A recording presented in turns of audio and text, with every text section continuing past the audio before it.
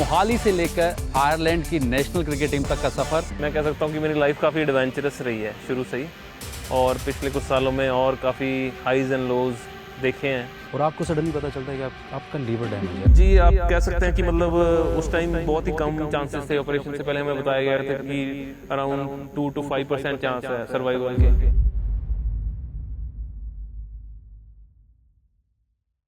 भारतीय मूल के क्रिकेटर्स वर्ल्ड क्रिकेट में छाए रहते हैं, इसमें तो कोई शक नहीं। और भारतीय मूल के क्रिकेट इसलिए कह रहा हूं कि बाहर विदेशों में जाकर विदेशी टीमों से भी उन्होंने झंडे गाड़े हैं। और आज जिस क्रिकेटर से मैं आपको मिलवाने जा रहा हूं, उनके रिकॉर्ड्स भी खुद बोलते हैं और उनकी कहानी भी फिल्मी कहानी से कम नहीं है। मोहाली से लेकर आयरलैंड की नेशनल क्रिकेट टीम तक का सफ़र, और वापस आके अपने देश, अपने पंजाब में आकर अब वो बच्चों को क्रिकेट के गुर सिखा रहे हैं। और मेरे साथ मौजूद हैं आयरलैंड के पूर्व इंटरनेशनल क्रिकेटर सिमी सिंह। बहुत स्वागत है सिमी जी। Thank you Umesh ji. वही पुरानी फिटनेस और वही जोश लग रहा है सिमी भाई, है? जी बिल्कुल, ट्राई करते हैं मेंटेन करने की। हालांकि अब खेल नहीं रहे, कोचिंग पे ज़्यादा ध्यान है, पर कोशिश यही रहती है कि फिट रखें अपने आप। फिट रखें, बिल्कुल होना भी चाहिए। और पीछे शानदार आपकी एकेडमी, मुझे बड़ी ऐसा लग रहा है कि मैं किसी इंटरनेशनल स्टेडियम में खड़ा हूँ। बड़ा अच्छा आपने बनाया जी, thank you very much. Effort किया है कि बच्चों को टॉप फैसिलिटीज़ दें यहाँ पे। एज ए इंटरनेशनल प्लेयर मैं खुद खेला हूँ, मुझे पता है कि क्या रिक्वायरमेंट्स है, तो वही मैंने यहाँ पे एफर्ट किया कि हर टाइप की फैसिलिटी प्लेयर्स को मिले, ताकि यहाँ से हम प्रोड्यूस कर सकें प्लेयर्स इंडिया के लिए, आईपीएल के लिए। बिल्कुल। और वो लगता भी आपकी सोच में, मैं देख रहा जब आया कि पूरी आपने जिम, बच्चों के लिए हॉस्टल और एक नेट्स, मुझे लगता है आपके तो 20-25 नेट और इंडोर की भी आपकी फैसिलिटी है यहाँ पर। काफ़ी अच्छा आपका ये सिस्टम मुझे लगा। अब बात करते हैं सिमी सिंह। जब आप गूगल करेंगे तो आपको बहुत एक रोचक प्रोफाइल नज़र आएगा। मोहाली में पैदा हुए, आयरलैंड की तरफ से खेले, रिकॉर्ड्स आपने बनाए।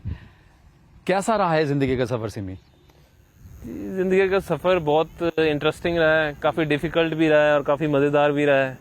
मैं कह सकता हूँ कि मेरी लाइफ काफ़ी एडवेंचरस रही है शुरू से ही, और पिछले कुछ सालों में और काफ़ी हाईज एंड लोज देखे हैं, तो काफ़ी एक्सपीरियंस हो गया अब लाइफ में। 20 साल मैं यूरोप में रहा हूँ अकेला, तो वहाँ भी काफ़ी कुछ सीखा। पहले इंडिया में भी छोटे होते से ट्रैवलिंग शुरू कर दी क्रिकेट के साथ, तो जी काफ़ी इंटरेस्टिंग लाइफ रही है। बिल्कुल। और क्योंकि पंजाब से भी आप स्टेट खेले हैं, हाईएस्ट आपने स्कोर भी किए पंजाब की तरफ से। मैं जानना चाहूँगा कि आप आयरलैंड कैसे चले गए? पंजाब में भला चंगा आपका नाम था, मुझे याद है वो दौर 2000 के करीब, 97-2000 वाला। अच्छा आपका नाम था, फिर आयरलैंड जाने का सबब कैसे बना?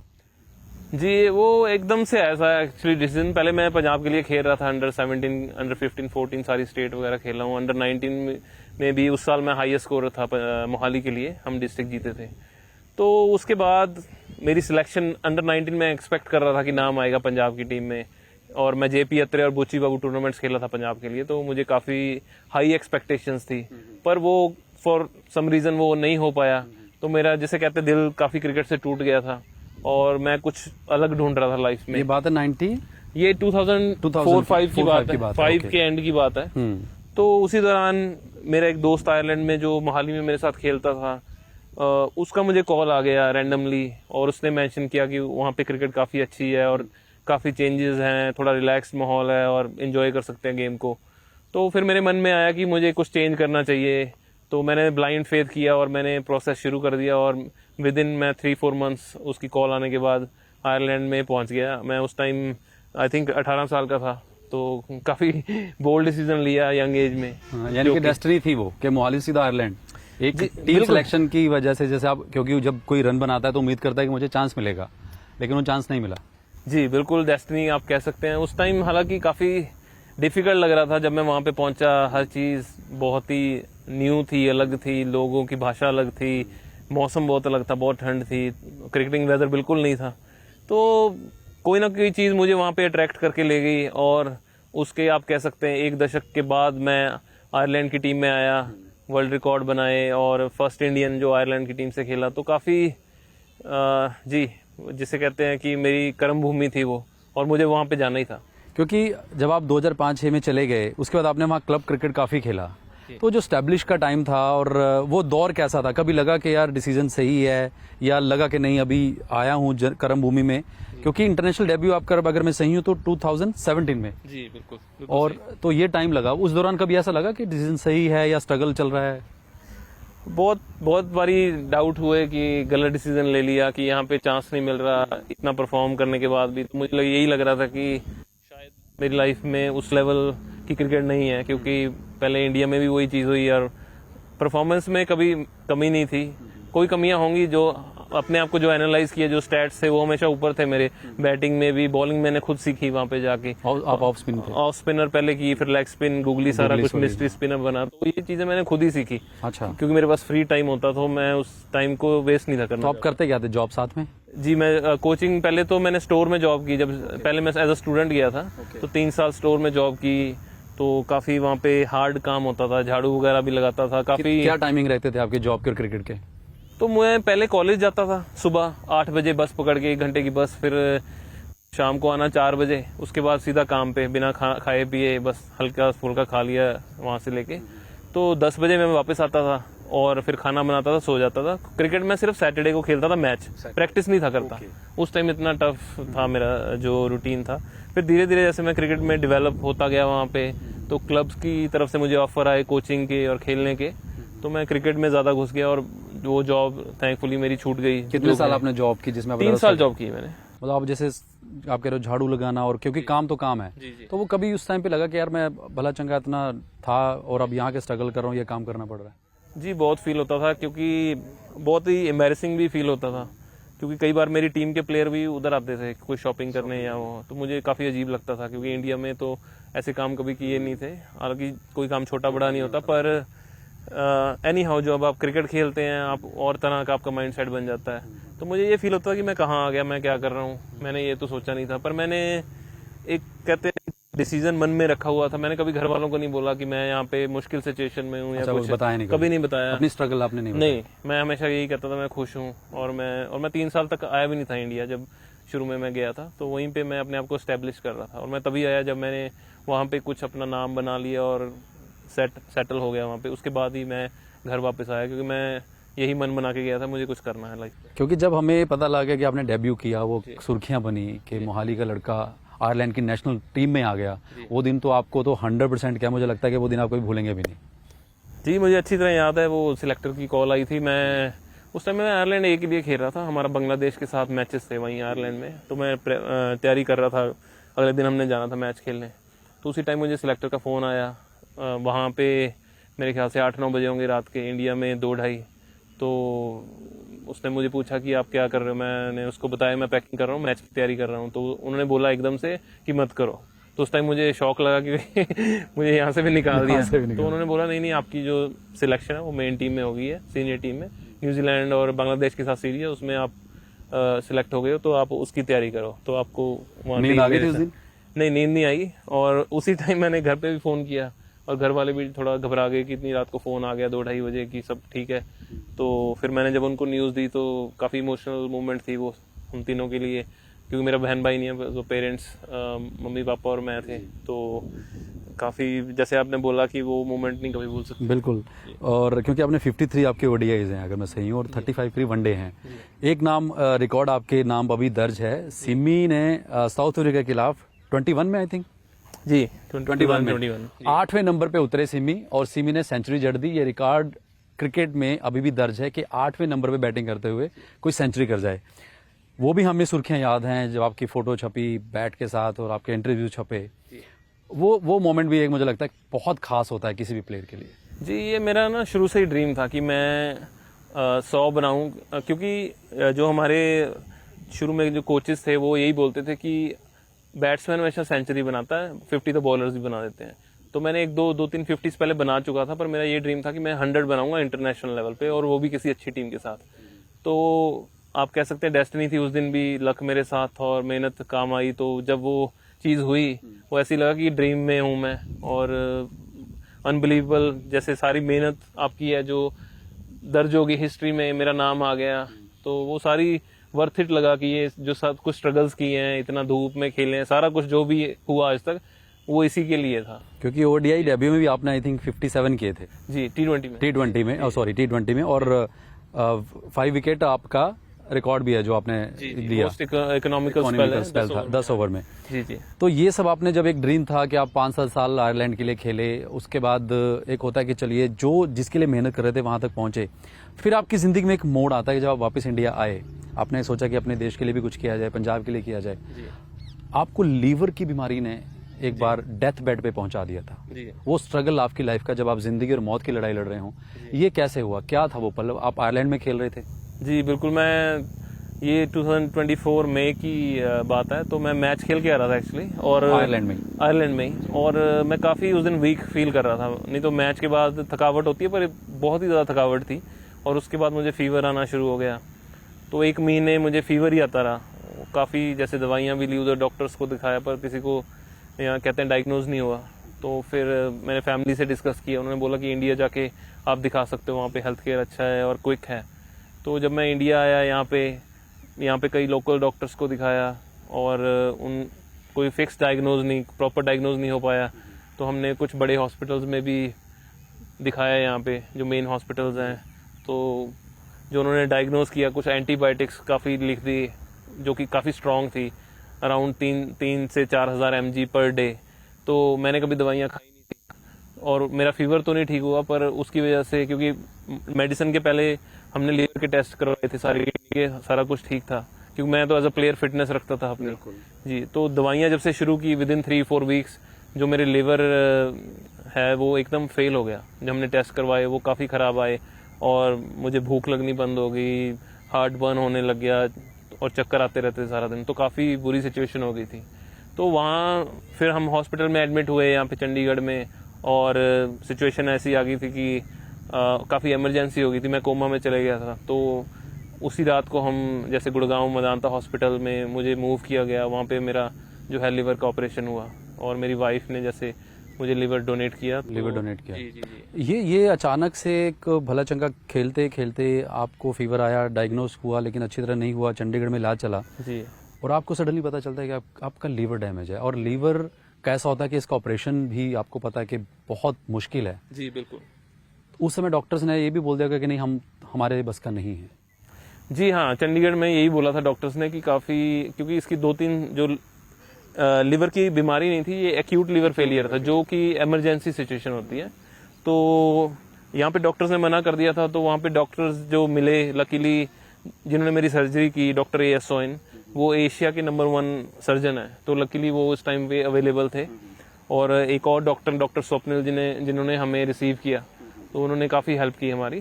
तो जी, आप कह सकते हैं कि मतलब उस टाइम बहुत ही कम चांसेस थे। ऑपरेशन से पहले हमें बताया गया था कि अराउंड 2 to 5% चांस है सर्वाइवल के। एक डर तो होता ही है। जी जी बिल्कुल बिल्कुल। उस समय लगा कि जिंदगी मौत बहुत नजदीक से देखा। जी बिल्कुल, क्योंकि मैंने वो चीज़ को एक्सपीरियंस किया, और मैं काफ़ी डीप जैसे अंधेरे में चले गया था उस टाइम। मुझे अवेयरनेस नहीं थी कि क्या हो रहा है मेरे आसपास। मैं होश में आ रहा था और जा रहा था, कोमा की जैसी सिचुएशन। जी बिल्कुल बिल्कुल। तो मुझे नहीं पता था मैं कहाँ हूँ, और जैसे मूवीज में देखते हम, जब मैं उठा ऑपरेशन के 4-5 दिन बाद, होश में आया, मुझे कोई खबर नहीं थी क्या हुआ मेरे साथ, और कहते हैं कि मैं कहाँ हूँ, मैं क्या हो रहा है, कुछ नहीं था मुझे आइडिया। तो धीरे धीरे पता चला उस चीज़ का। तो मैं 1 महीना हॉस्पिटल में रहा। हालांकि नॉर्मल जो लिवर का ऑपरेशन होता है उसके बाद 1 हफ्ते बाद छुट्टी हो जाती है। तो 1 महीना मैंने हॉस्पिटल में गुजारा। उस टाइम पे मुझे इतनी जो चीज़ ने मुझे मोटिवेट करते रहे, मुझे मेरे टीममेट्स आयरलैंड के और मेरे फैंस जो भी हैं, फ्रेंड्स हैं, सबके इतने मैसेजेस आए, इतनी सपोर्ट। जब मैंने फ़ोन खोला, क्योंकि 1 महीना मेरे पास फ़ोन नहीं था पहले, और उस चीज़ ने मुझे बहुत मोटिवेट किया। तो मुझे पता चला कि काफ़ी लोग मुझे प्यार करते हैं।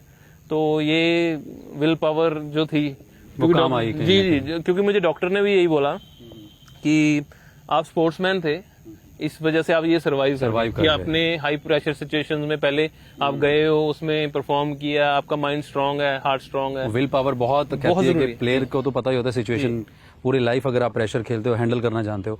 जो जब आपका आया कि लीवर देना पड़ेगा, फैमिली में डिस्कस किया, तो आपकी वाइफ ने कहा कि ठीक है, लीवर का एक हिस्सा जो करना है डोनेट, वो भी बहुत, मुझे लगता है, एक बड़ा डिसीजन होता है। बहुत ही बड़ा डिसीजन है। देखो, क्योंकि कोई भी सर्जरी हो उसमें रिस्क तो होता ही इन्वॉल्व, और इतना अपने आप को जैसे अपना कोई अंग देना, ये कोई छोटी बात नहीं है। तो मैं हमेशा ही उनका ग्रेटफुल रहूँगा, और उनकी वजह से ही मैं आज आपके साथ यहाँ पे खड़ा हूँ, इंटरव्यू कर रहा हूँ। क्योंकि मेरे पेरेंट्स की एज जो थी वो ओवर हो चुकी थी डोनेशन के लिए। तो कोई फैमिली मेंबर ही आपको दे सकता है। बहुत बेहद इसका कह सकते हैं कि आपने कहते हैं कि मौत के मुंह से वापस आए आप। जी जी। अच्छा, यही कारण था कि जब आप इंटरनेशनल क्रिकेट से दूर हो गए, क्योंकि आप खेल रहे थे वहां पर, और फिर आपने देखा कि टाइम भी हो गया है और रिहैब करने में आपको समय लगा, बिस्तर से उठने में। मुझे आपकी वो फोटो भी याद है जब आप की रिकवरी वाली फोटो मैंने देखी और उसमें लिखा था कि मुझे दुआओं ने बचाया, परिवार के सपोर्ट ने, दोस्तों ने बचाया। जी बिल्कुल सही। वही मैं कह रहा हूँ कि काफ़ी, क्योंकि मैंने ये सिचुएशन कभी देखी नहीं थी। एक जब मुझे एक्चुअली हॉस्पिटल में भी पेशेंट बुलाते थे मुझे गुस्सा आता था, क्योंकि मैं हमेशा काफ़ी जिम वगैरह और फिटनेस में बहुत बिलीव करता था, हमेशा स्ट्रेंथ देखी थी मैंने, तो एक तरह मैं वीकनेस की पोजीशन में था। जैसे मुझे कितना दौर था, कब से कब तक? ये 24 में आपने बताया, तो कितने देर तक वापस आप ग्राउंड में आए? ग्राउंड में आते तो मुझे लग गया टाइम। पहले तो 3 महीने में वहीं पे रहा गुड़गांव, वहाँ पे मेरी कज़न का घर है, तो उनके घर ही हम पास में हॉस्पिटल में रहे 3 महीने। उसके बाद यहाँ पे भी आए, उसके बाद भी काफ़ी कॉम्प्लिकेशंस आती हैं। अभी भी मुझे हॉस्पिटल जाना पड़ता है 2-3 महीनों के बाद चेकअप करवाने के लिए, दिखाने के लिए। तो आप खाना भी, मुझे लगता है एक आपकी पर्टिकुलर डाइट होगी। जी, खाना तो मैं पहले भी अच्छा ही खाता था, क्योंकि एज अ प्लेयर तो मुझे वो चीज़ बड़ा चेंज नहीं लगा। नहीं, वो पंजाबी चाहता था ना कि अपना जो डाइट है कि कुलचे छोले पराठे, मैं वो चीज़ें खाता ही नहीं था, वो तो पहले से नहीं खाता मुझे, क्योंकि वही था कि एज अ एथलीट आप डिसिप्लिन में होते हो, डाइट खाते हो, तो इस चीज़ ने मुझे ज़्यादा नहीं परेशान किया। मेन था कि बाहर ना जा पाना, खेल ना पाना, सबसे बड़ी तो ये है क्रिकेटर के लिए कि मैंने कभी भी 1 हफ्ते का भी गैप नहीं था दिया क्रिकेट को।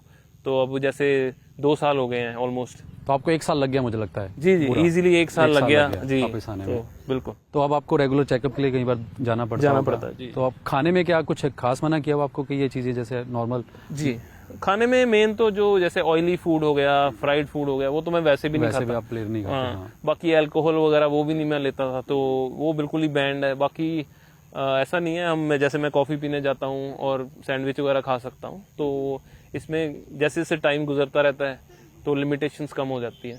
हाँ जी। तो अभी आप पूरी तरह अपने आप को कह सकते हैं? मैं अपने आप को फिट समझता हूँ, पर मेरा एम यही है कि मैं अपने पहले वाली स्ट्रेंथ लाऊं। अभी वो जिम वगैरह मैं ज्यादा नहीं कर सकता, क्योंकि अभी सर्जरी को in terms of liver transplant इतनी टाइम नहीं हुआ, तो मैं उस चीज को जरूर वापस लाना चाहता हूँ। नहीं, मुझे तो अच्छा लग रहा है कि आप वापस आए और अपनी एकेडमी स्टैब्लिश की, बच्चों को सिखा रहे हो। आपके पास बाहर से बच्चे आते हैं और ग्राउंड में आपको देख के अच्छा लग रहा है। खत्म करने से पहले क्या कहना चाहेंगे सिमी के जिंदगी में क्रिकेटर की? हम परफॉर्मेंस की बात करते हैं, रहाणे का संन्यास देखा, रहाणे के आंसू देखे, बट वो काफी कुछ अचीव करके गए। आपने मोहाली से आयरलैंड गए, स्ट्रगल किया, जॉब की, इंटरनेशनल टीम में आए, वहां पर रिकॉर्ड बनाए, फिर आपको ऐसी बीमारी ने घेरा जब आप बिल्कुल मौत के मुंह से वापस आए, फिर आप ग्राउंड में खड़े हो। जी जी। आई थिंक जो काफ़ी मेरे लिए, जो मैंने रियलाइज़ किया अपनी लाइफ में, जो एक्सपीरियंस किया कि ये जर्नी है, एक ग्राउंड की जर्नी है ना, ये बहुत ही अमेजिंग जर्नी है। इसको वही समझ सकता है जो इस पाथ पे चलता है। ये बहुत ही मुश्किल फील्ड है और काफ़ी लोग इसको क्विट भी कर जाते हैं। मेरे साथ भी काफ़ी लोगों ने शुरू किया था क्विट करके। तो इसको मैं तो यही कहूँगा जो स्पेशली यंग प्लेयर्स हैं, जो खेलना चाहते हैं क्रिकेट, जो हाई लेवल पे जाना चाहते हैं, कि इस गेम को कभी छोड़ो मत और दिल लगा के अपनी ट्रेनिंग करो, क्योंकि इस लाइन में आपको सक्सेस भी मिलेगा, पैसा भी मिलेगा, नाम भी मिलेगा, तो वो चीज़ें डेफिनेटली वर्थ इट है। और जैसे मेरी सिचुएशन थी, इस डिसिप्लिन ने, हार्ड वर्क ने मेरी लाइफ बचा दी, ठीक है। और आउटसाइड क्रिकेट एज वेल आपको लाइफ में बहुत कुछ सीखने को मिलता है। आप नए लोगों से मिलते हो, नई जगह पे जाते हो, तो मैं तो यही कहूँगा कि ग्राउंड में आके मुझे एनर्जी मिलती है। तो मैंने शुरू भी ये एकेडमी और ग्राउंड वर्क और बच्चों के साथ इसलिए किया कि अपनी रिकवरी के लिए, कि मुझे यहाँ पे आके सेटिस्फेक्शन मिलती है। मैं पूरी दुनिया में घूमा हूँ, सारी कंट्रीज में, पर जो ग्राउंड में जाके मुझे फीलिंग आती है वो मैं एक्सप्रेस नहीं कर सकता। वो अच्छा, आपके उस दौरान या अभी भी आपके साथी क्रिकेटर जो पंजाब से खेले हैं, आपके साथ खेले हैं, उनके मैसेज आते होंगे या पूछते होंगे सिमी यार यू आर डूइंग वेल, कुछ आप साझा करना चाहें वो नाम? जी ऑफ कोर्स, मुझे काफ़ी उस टाइम भी काफ़ी क्रिकेटर्स जो हैं उनके मैसेज आए थे। गुरकीरत मान हैं, वो अभी मेरे ख्याल से PCA के में इन्वॉल्व भी हैं, तो उनका मुझे मैसेज आया था। और मेरे आयरलैंड के टीममेट्स के मैसेज आए थे, कुछ सिंगर्स भी मेरे दोस्त हैं उनके मैसेज आए थे। तो काफ़ी लोगों के जैसे रिस्पांस बहुत अच्छे आए। ईश सोडी जैसे न्यूजीलैंड से खेलते हैं, वो मेरे अच्छे दोस्त हैं। तो ये चीज़ें बस ये है कि आपको पता लगता है कि आपको लोग लाइक करते हैं, प्यार करते हैं, और वो सिर्फ गेम की वजह से ही है, क्योंकि आपने अच्छा किया और आप अच्छे ह्यूमन बीइंग भी हो। तो ये चीज़ें आपको हमेशा लाइफ में मोटिवेट करती हैं कि आप और अच्छा करो, आगे बढ़ो।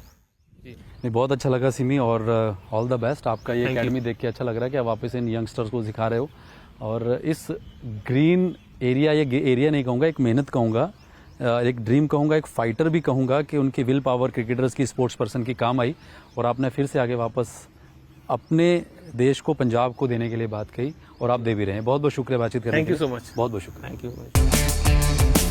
मोहाली से लेकर आयरलैंड की नेशनल क्रिकेट टीम तक का सफर, मैं कह सकता हूँ कि मेरी लाइफ काफ़ी एडवेंचरस रही है शुरू से ही, और पिछले कुछ सालों में और काफ़ी हाईज एंड लोज देखे हैं। और आपको सडनली पता चलता है कि आपका लीवर डैमेज है। जी, आप कह सकते हैं कि मतलब उस टाइम बहुत ही कम चांसेस थे। ऑपरेशन से पहले हमें बताया गया था कि अराउंड 2 to 5% चांस है सर्वाइवल के।